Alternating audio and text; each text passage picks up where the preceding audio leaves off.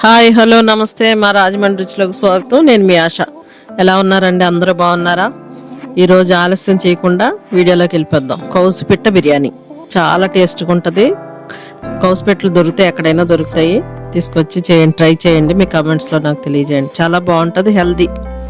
Chicken కన్నా ఎప్పుడు చికెనే చేసుకుంటాం కాబట్టి వెరైటీగా కౌసుపిట్టలు చూసారా, క్లీన్ చేసేసి డ్రెస్డ్ ఇలాగే అమ్ముతారు. మనం తీసుకోవడమే కేజీ లెక్కలో.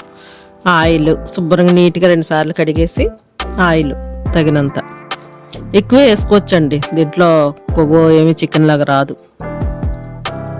అల్లం వెల్లుల్లి paste 1 spoon, masala powder 1/2 spoon, కారం 1 స్పూను, సాల్ట్ తగినంత, పెరుగు 1 స్పూను. మొత్తం కలిపేసుకుని ఆయిల్ కూడా వేస్తాం కదా, కలిపేసుకుని నాన్ స్టిక్ బౌల్లో సిమ్లో పెట్టేసుకోవడమే. ఏం నానక్కర్లేదు, అలా పెట్టేసుకోవడమే. సిమ్లో పెట్టి వదిలేసేయండి. బిర్యానీకి ప్రిపేర్ చేసుకుందాం. మంట సిమ్లోనే ఉండాలి. జస్ట్ 10 నిమిషాల్లో ఇటు అటు కాలితే సరిపోద్ది. బాస్మతి రైస్ అండి, 1/2 కేజీ తీసుకున్నాను. సరే, ఒకవైపు కాలింది కదా, రెండో వైపు కూడా తిప్పేసుకుంటే సరిపోద్ది. మనం దీన్ని ఏం చేయక్కర్లే, అన్నీ వేస్తాం కదా, ఇక దాన్ని అలా వదిలేయడమే. ఇటు అటు తిప్పేసి మూత పెట్టేసి సిమ్లో స్టవ్ పెట్టేసి ఉంచేసేయండి. పద్దాక కలపక్కర్లేదండి, ఇరిగిపోతాయి. చాలా డెలికేట్గా ఉంటాయి కౌసుపిట్టలు. తొందరగా 5 నిమిషాల్లో కూడా ఉడికిపోతుంది. మూత పెట్టి పెట్టేసుకుందాం. పెరిగేసాం కాబట్టి చాలా టేస్ట్గా ఉంటుంది. ఉప్పు కారం అన్నీ పట్టుకుని రైస్కి తాలింపు వేసుకుందాం. కడిగి పెట్టేసుకున్నాం కదా 1/2 కేజీ బాస్మతి రైసు.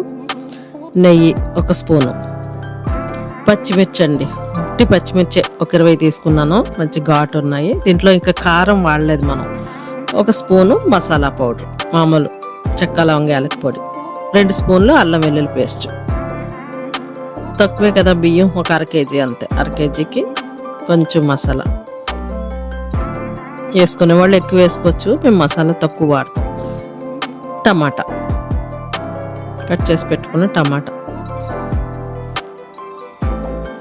జస్ట్ వేగిన తర్వాత ఒక 5 నిమిషాలు సాల్ట్ తగినంత, రైస్కి తగినంత, పుదీనా,